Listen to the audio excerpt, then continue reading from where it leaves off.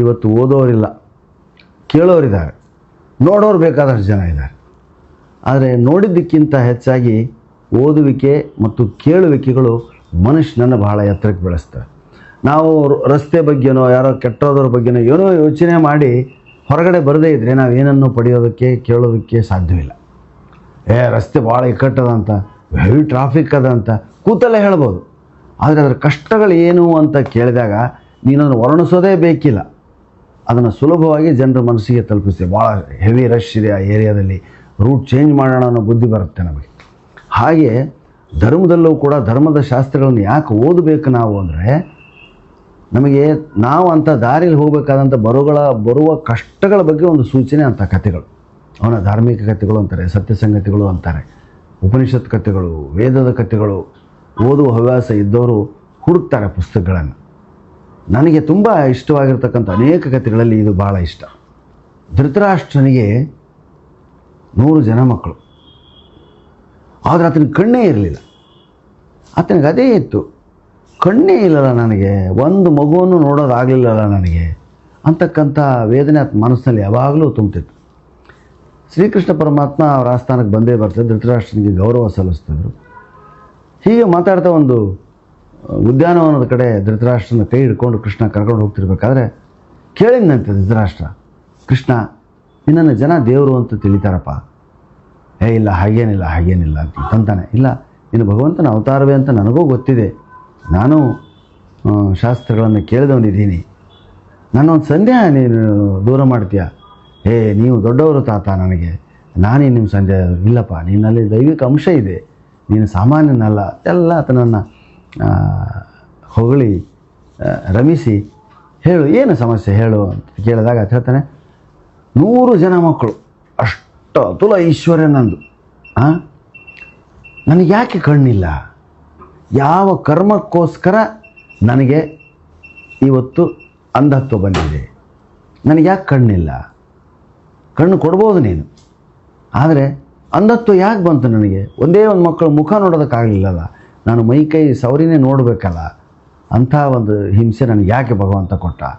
ಪೂರ್ವ ಜನ್ಮದ ನನ್ನ ಕರ್ಮ ಏನು ಅನ್ನೋದನ್ನು ಹೇಳ್ತೀಯಾ ಅಂತ ಕೇಳಿದಾಗ, ನೀವು ಕೇಳ್ತೀನಿ ಅಂತ ಹೇಳ್ತೀನಿ, ಇದು ನನಗಿಂತ ಹಿರಿಯರು ಅಂತ ಹೇಳು ಅಂದಾಗ, ಭಾಳ ಹಿಂದೆ ನೀವು ರಾಜಮಂತನದಲ್ಲೇ ಹುಟ್ಟಿದ್ರಿ, ಅವ್ರಿಗೆ ಏಕಮಾತ್ರ ಪುತ್ರ ನೀನೊಬ್ಬನೇ. ನೀನು ಹುಟ್ಟಿದಾಗ ಮುದ್ದಾಗಿ ಬೆಳೆದದ್ರಿಂದ ನಿನ್ನಲ್ಲಿ ಹಿಂಸಾ ಪ್ರವೃತ್ತಿ ಬೆಳೀತು. ಎಂಥ ಹಿಂಸಾ ಪ್ರವೃತ್ತಿ ಅಂದರೆ, ಅಲ್ಲೇ ಮನೆ ಅಂಗಳದಲ್ಲೇ ಇರತಕ್ಕಂಥ ಒಂದು ಸಣ್ಣ ಸರೋವರದಲ್ಲಿ ಅನೇಕ ತಾವರೆ ಹೂಗಳ ಮಧ್ಯೆ ಒಂದು ಹಂಸ ಪಕ್ಷಿ ತನ್ನ 8-10 ಮರಿಗಳ ಜೊತೆ ಓಡಾಡ್ತಾ ಇತ್ತು. ಪುಟ್ಟ ಮರಿಗಳವೆಲ್ಲ. ಅದ್ರ ಮಧ್ಯೆ ಹಂಸ, ಅದು ತಾಯಿ ಮೇಲೆ ಏರ್ತಿದ್ವು, ಕೆಳಗಡೆ ಹಾರ್ತಿದ್ವು.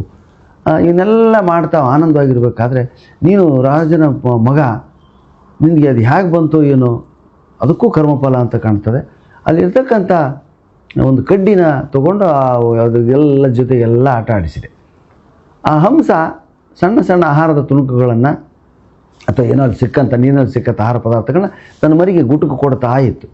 ಒಂದು ಮರಿಗೆ ತಿಂದ ತಕ್ಷಣ ಆ ಕಡೆ ತಿರುಗ್ತಿತ್ತು, ಸುತ್ತ ನೋಡ್ತಾ ಅಷ್ಟು ಮರಿಗಳಿಗೆ ಗುಟುಕನ್ನು ಕೊಡ್ತಾ ಇತ್ತು.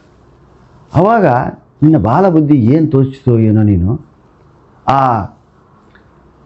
ತಾಯಿ ಹಂಸದ ಕಣ್ಣಿಗೆ ಅಲ್ಲಿರ್ತಕ್ಕಂಥ ಕಡ್ಡಿಯಿಂದ ಚುಚ್ಚಿಬಿಟ್ಟೆ ನೀನು, 2 ಕಣ್ಣುಗಳಿಗೆ. ಕಣ್ಣು ಹೋಗ್ಬಿಟ್ಟು ದಳದಳದ ರಕ್ತ ಸುರಿತಾ ಇದೆ. ಆ ಮರಿಗಳು ತಾಯಿ ಏನೋ ತಿನಿಸು ಸುತ್ತ ಬರ್ತವೆ, ಯಾವ ಮರಿ ಬಾಯಲ್ಲಿ ಇಡಬೇಕು ಅಂತ ಗೊತ್ತಲಾರದೆ ಮರಿ ಓಡಾಡಿಬಿಡ್ತು. ಕಂಡು ಚಪ್ಪಾಳೆ ತಟ್ಟುಕೊಂಡು ನಕ್ಕಿ ನೀನು. ಆ ಮರಿಗಳು ಕಾಣ್ತಿರ್ಲಿಲ್ಲ, ಆದರೂ ಅದಕ್ಕೆ ಆಹಾರ ಕೊಡೋದನ್ನು ನಿಲ್ಲಿಸಲಿಲ್ಲ ತಾಯಿ ಹಂಸ. ಸುತ್ತಮುತ್ತ ಓಡಾಡಿ ಅದು ಎಲ್ಲೆಲ್ಲಿ ಮರಿ ಇಲ್ಲದೆ ಇರೋದು ಹುಡುಕಾಡೋದು, ಕೊಡೋದು, ಎಲ್ಲೋ ಅದು ಬೀಳೋದು ನೋಡಿ ಚಪ್ಪಾಳೆ ತಟ್ಕೊಂಡು ನಕ್ಕಿಬಿಟ್ಟೆ ನೀನು. ಅದರ ಪಾಪದ ಫಲವೇ ಈ ಜನ್ಮದಲ್ಲಿ ನೀನು ಮಹಾರಾಜನಾಗಿ ಹುಟ್ಟಿದರೂ ಕೂಡ ನಿನ್ನ ಮಕ್ಕಳನ್ನೇ ನೀನು ಮುದ್ದಿಸಲಾರದೆ ನೋಡಲಾರದೆ ಹೋದದಕ್ಕೆ ಕಾರಣ ಆ ಹಂಸ ಪಕ್ಷಿ ನೊಂದಂಥ ಶಾಪ. ಅದು ಏನು ಋಷಿಯಲ್ಲ, ಮುನಿಯಲ್ಲ, ಜ್ಞಾನಿಯಲ್ಲ, ಹಂಸ ಪಕ್ಷಿ ಅದೊಂದು ಪಕ್ಷಿ. ಆದರೂ ಕೂಡ ಅದು ನೊಂದ್ಕೊಂಡ್ಬಿಡುತ್ತಲ್ಲ, ಆ ನೋವು ನಿನ್ನ ಪಾಪಕರ್ಮದ ರೂಪದಲ್ಲಿ ಬಂತು. ಅದಕ್ಕೆ ಇನ್ನೊಬ್ಬರನ್ನು ನೋಯಿಸಬಾರ್ದು ಅನ್ನೋದು, ಇದಕ್ಕೆ ಯಾವ ಕಾರಣಕ್ಕೆ ನೋಯಿಸಿದ್ರು ಅದು ಪಾಪದ ರೂಪದಲ್ಲಿ ನಿನ್ನ ಹೆಗಲೇ ಇರ್ತದೆ ಅನ್ನೋದಕ್ಕೆ ಸಾಕ್ಷಿ ಅಂತ ಹೇಳಿದಾಗ, ದಶರಥ ಅನ್ಕೊಂಡಂತೆ ಪರೋಪಕಾರದಲ್ಲಿ ಇನ್ನೊಬ್ಬರನ್ನ ಪ್ರೀತಿಸೋದ್ರಲ್ಲಿ ಎಂಥ ಶಕ್ತಿ ಇದೆ. ಹೌದು, ನಾನು ತಪ್ಪು ಮಾಡಿದೆ, ಈ ಜನ್ಮ ಹೇಗಾದರೂ ಮುಗಿದ್ರೆ ಸಾಕು ನನಗೆ, ಅದು ಹೇಗೆ ಮುಗೀತದೆ ಸ್ವಲ್ಪ ಹೇಳು ಅಂತ ಕೇಳಿದ. ಕೃಷ್ಣ ಹೇಳಿದ, ನೀವೆಲ್ಲ ದೇವರನ್ನು ತಿಳ್ಕೊಂಡಿರ್ಬೋದು, ಆದರೂ ಭವಿಷ್ಯವನ್ನು ಹೇಳೋ ಶಕ್ತಿ ನನಗಿಲ್ಲ. ಅದು ಕಾಲಕ್ಕೆ ಮಾತ್ರ. ಕಾಲವನ್ನೂ ಮೀರಿದವನು ಭಗವಂತ, ಭಗವಂತನನ್ನೂ ಮೀರಿದ್ದು ಕಾಲ. ಅದಕ್ಕೆ ದಯವಿಟ್ಟು ಇದನ್ನು ಮಾತ್ರ ಕೇಳಬೇಡ ಅಂತ ಹೇಳಿದಂತೆ. ಅದಕ್ಕೆ ಪರರಿಗೆ ಹಿಂಸೆ ಏನೋ ಸಣ್ಣ ತಿಳಿಯದೇ ಮಾಡಿದ್ರೆ ತಪ್ಪು ಕಡಿಮೆ, ಆದರೂ ಒಂದಲ್ಲ ಒಂದು ಕಾರಣಕ್ಕಾಗತ್ತೆ. ತಿಳಿದು ಏನು ತಪ್ಪು ಮಾಡ್ತೀವಿ ಅದು ಕರ್ಮದ ರೂಪದಲ್ಲಿ ನಮ್ಮ ಬೆನ್ನತ್ತದೆ. ಇವತ್ತು ನಾವು ಲೋಕದಲ್ಲಿ ಕಾಣುವಂಥ ಎಲ್ಲ ಅಪಘಾತಗಳು, ಎಲ್ಲ ದುರಾಚಾರಗಳು, ಎಲ್ಲ ಅನ್ಯಾಯಗಳು ಸುಮ್ಮನೆ ನಡೀತಿಲ್ಲ. ಅವೆಲ್ಲ ಹಿಂದೆ ಅವರು ಮಾಡಿರ್ತಕ್ಕಂಥ ಪಾಪ ಕರ್ಮಗಳ ಪ್ರತೀಕಾರ ರೂಪವಾಗಿ ಇನ್ನೊಬ್ಬರಿಂದ ಅದನ್ನು ಪಡೆದು ಅಥವಾ ಶಿಕ್ಷೆ ಪಡ್ಕೊಂಡು ಅದನ್ನು ಅನುಭವಿಸ್ತಿದ್ದಾರೆ. ಅನುಭವಿಸೋದು ಮುಗಿಯೋವರೆಗೂ ಅವರಿಗೆ ಮೋಕ್ಷ ಇಲ್ಲ. ಈ ಕಥೆಯನ್ನು ಓದಿದಾಗ ನನಗೆ ಪೇಜಾವರ ಶ್ರೀಗಳು ಒಂದು ಸಾರಿ ಅವರ ತತ್ವವಾದನೋ ಒಂದು ಯಾವುದೋ ಮ್ಯಾಗ್ಝಿನ್ನಲ್ಲೋ ಅಥವಾ ಒಂದು ಯಾವುದೋ ಅವರ ಬಗ್ಗೆ ಒಂದು ಸ್ಮರಣ ಸಂಚಿಕೆಯಲ್ಲೋ ಒಂದು ಆರ್ಟಿಕಲ್ ಬರೆದಾಗ ಪೇಜಾವರ ಶ್ರೀಗಳು ಒಂದು ಘಟನೆ ಜ್ಞಾಪಕ ಆಯಿತು. ಪೇಜಾವರ ಶ್ರೀಗಳು ಅದರಲ್ಲಿ ಏನು ಹೇಳಿದ್ರು ಅಂದರೆ, ಅವರಿಗೆ ತಣ್ಣೀರು ಸ್ನಾನ ಮಾಡೋದು ಆಗ್ತಿರ್ಲಿಲ್ಲವಂತೆ. ತಣ್ಣೀರು ಸ್ನಾನ ಮಾಡೋದು ಇಲ್ಲ, ಅವರು ಸ್ವಲ್ಪ ಬಿಸಿ ಆಗಿದ್ದರೆ ಬಿಸಿನೀರೇ ಸ್ನಾನ ಮಾಡ್ತೀನಿ, ತಣ್ಣೀರು ನಂಗೆ ತಡೆಯಲ್ಲ ಅಂತ ಪ್ರವಚನದಲ್ಲಿ ಯಾವುದೋ ಹೇಳಿದ್ದನ್ನು ಕೊಟ್ಟಿದ್ರು. ಏನು ಯಾಕೆ ಯತಿಗಳು ತಣ್ಣೀರು ಸ್ನಾನನೇ ಮಾಡ್ತಾರೆ, ನೀವ್ಯಾಕೆ ಬಿಸಿನೀರು ಸ್ನಾನ ಮಾಡ್ತೀರಾ ಅಂತ ಯಾರೋ ಕೇಳಿದಾಗ ಅವ್ರು ಹೇಳಿದಂಥ ಘಟನೆ ಪ್ರಕಟ ಆಗಿತ್ತು. ತತ್ವವಾದಲ್ಲೋ ಅಥವಾ ಯಾವುದೋ ಅವರ ಬಗ್ಗೆ ಇರ್ತಕ್ಕಂಥ ಒಂದು ವಾರ್ಷಿಕ ಸಂಚಿಕೆಯಲ್ಲ, ಇದು ನಾನು ಓದಿದ್ದು. ಅವ್ರು ಯಾವುದೋ ಪ್ರವಚನದಲ್ಲಿ ಹೇಳಿದ್ರಂತೆ. ಏನು ಅಂದರೆ, ಅವರು ಚಿಕ್ಕವರಿದ್ದಾಗ 5-6 ವರ್ಷದ ಬಾಲಕ ಇದ್ದಾಗ ಒಂದು ಬೆಕ್ಕಿನ ಮರಿ ಜೊತೆ ಆಟ ಆಡ್ತಾ ಅದನ್ನು ನೀರಿನಲ್ಲಿ ಹಾಕಿಬಿಟ್ಟಿರುತ್ತೆ, ತಣ್ಣೀರಿನಲ್ಲಿ. ಆ ಮರಿ ಎಲ್ಲ ಚಳಿಗೆ ನಡುಗೋದು, ಓಡಾಡೋದು, ಆ ಕಡೆ ಹುಡುಕಿ ದಂಡೆ ಏರೋದು, ಇದೆಲ್ಲ ನೋಡಿದ್ರಂತೆ. ಅವಳು ತಮಾಷೆ ಮಾಡಿದ್ರು. ಯಾರೋ ಬೈದು ಆಮೇಲೆ ಬೆಕ್ಕನ್ನು ಮೇಲೆ ಹಾಕಿದ್ರು, ಈ ಬಾಲಕನನ್ನು ಆ ಕಡೆ ಕಳಿಸಿದರು. ಅದನ್ನು ಅವರು ಹೇಗೆ ತುಲನೆ ಮಾಡಿದರು ಅಂದರೆ, ನನಗೆ ತಿಳಿಯದ ವಯಸ್ಸಿನಲ್ಲಿ ಕೂಡ ನಾನು ಆ ಸಣ್ಣ ಬೆಕ್ಕಿನ ಮೇಲೆ ತಣ್ಣೀರಲ್ಲಿ ಹಾಕಿ ಅದು ನಡುಗೋದನ್ನು ನೋಡಿ ಆನಂದ ಪಟ್ಟಿದ್ದೆ. ತಿಳುವಳಿಕೆ ಇಲ್ಲದಿದ್ದರೂ ಕೂಡ ಬಹುಶಃ ಆ ಬೆಕ್ಕು ನನಗೆ ಅಥವಾ ಆ ಬೆಕ್ಕಿನ ತಾಯಿಯೇ ನನಗೆ ಏನಾದರೂ ಶಾಪ ಕೊಟ್ಟಿರ್ಬೋದು. ನನಗೂ ಕೂಡ ತಣ್ಣೀರು ಅಂದರೆ ಇವತ್ತಿಗೂ ಭಯ ಬರೋದು, ತಣ್ಣೀರು ಸ್ನಾನ ಮಾಡೋಕ್ಕಾಗದೇ ಇರೋದು ಇದೇ ಕಾರಣಕ್ಕೆ ಅಂತ ಹೇಳಿದ್ರಂತೆ. ಇಂಥ ವಿಚಕ್ಷಕ ಬುದ್ಧಿ ನಮ್ಮೆಲ್ಲರೂ ಬರಬೇಕು.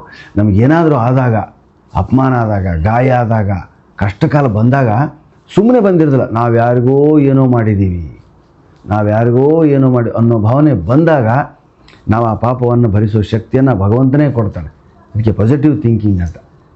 ನನಗೆ ಹಿಂಗಾಗಿದೆ, ನಾನು ಇನ್ನೊಬ್ರಿಗೆ ಹಿಂಗೆ ಮಾಡಬೇಕು ಅಂತ ನೀವು ಹೋದರೆ 7 ಜನ್ಮಗಳ ಕಾಲ ನೀವು ದರಿದ್ರರು, ಅಂಧರು, ವಿಕಲಾಂಗರು, ಇವೆಲ್ಲ ಏನಿದೆ ಪೂರ್ವ ಜನ್ಮ ಕೃತಂ ಪಾಪಂ ಅಷ್ಟೆ. ಅವುಗಳೆಲ್ಲ ಅನುಭವಿಸೋದಲ್ಲದೆ ಮುಗಿಯದಾವ ದಶೆ ಬಂದಡಂ ಅಂತ ಹೇಳ್ತಾರೆ. ಸಹನೆ ವಜ್ರದ ಕವಚ ಮಂಕುತಿಮ್ಮ, ಎಲ್ಲದಕ್ಕೂ ಸಹನೆ ಅನ್ನೋದು ವಜ್ರದ ಕವಚ ಅಂತ ಹೇಳ್ತಾರೆ. ಗ್ರಹಗತಿಯ ತಿದ್ದುವನೇ ಜೋಯಿಸನು ಜಾತಕದಿ ವಿಹಿತವಾಗಿಹುದರ ಗತಿ ಸೃಷ್ಟಿ ವಿಧಿಯಂ ಸಹಿಸದಲ್ಲದೆ ಮುಗಿಯದಾವ ದಶೆ ಬಂದೊಡಂ ಸಹನೆ ವಜ್ರದ ಕವಚ ಮಂಕುತಿಮ್ಮ ಅಂತ ಡಿ.ವಿ.ಜಿ. ಅವರು ಮಂಕುತಿಮ್ಮ ಅನ್ನೋ ಕಗ್ಗದಲ್ಲಿ ಹೇಳಿದ್ದಾರೆ. ಅದು ಅನೇಕ ಜನ ಯತಿಗಳು, ರಾಜರು ಎಲ್ಲರೂ ಒಪ್ಪುವಂಥ ಮಾತು. ಅದಕ್ಕೆ ಬಂದ ಕಷ್ಟಗಳನ್ನು ಸಹಿಸಿಕೊಂಡು ಅನುಭವಿಸುವುದೇ ಅದಕ್ಕಿರ್ತಕ್ಕಂಥ ಪರಿಹಾರ ಮಾರ್ಗ. ಆಗಲಿ ಯಾವುದೋ ತಾಯ್ತ ಕಟ್ಸ್ಕೊಂಡೆ, ಯಾವುದೋ ದೇವರಿಗೆ ನಡ್ಕಂಡೆ, ಇವೆಲ್ಲ ಇಲ್ಲ. ಸಜ್ಜನರಾಗಿ ಬಾಳಬೇಕು. ಸಾತ್ವಿಕತೆಗಿಂತ ಮಿಗಿಲಾದಂಥ ತಪಸ್ಸು ಇನ್ನೊಂದಿಲ್ಲ. ಪರೋಪಕಾರಾರ್ಥಂ ಇದಂ ಶರೀರಂ ಅಂತ ಎಷ್ಟಾಗುತ್ತೆ ಅಷ್ಟು ಪರೋಪಕಾರವನ್ನು ಮಾಡಿರಿ. ಆ ಪರೋಪಕಾರ ನಿಮ್ಮನ್ನಷ್ಟೇ ಅಲ್ಲ, ನಿಮ್ಮ ಸಂತಾನ, ನಿಮ್ಮ ವಂಶವನ್ನು ಕೂಡ ಬೆಳೆಸ್ತದೆ ಅನ್ನೋದಕ್ಕೆ ಈ ಕಥೆ ಉದಾಹರಣೆ. ನಮಸ್ಕಾರ, ಮತ್ತೆ ಸಿಗೋಣ.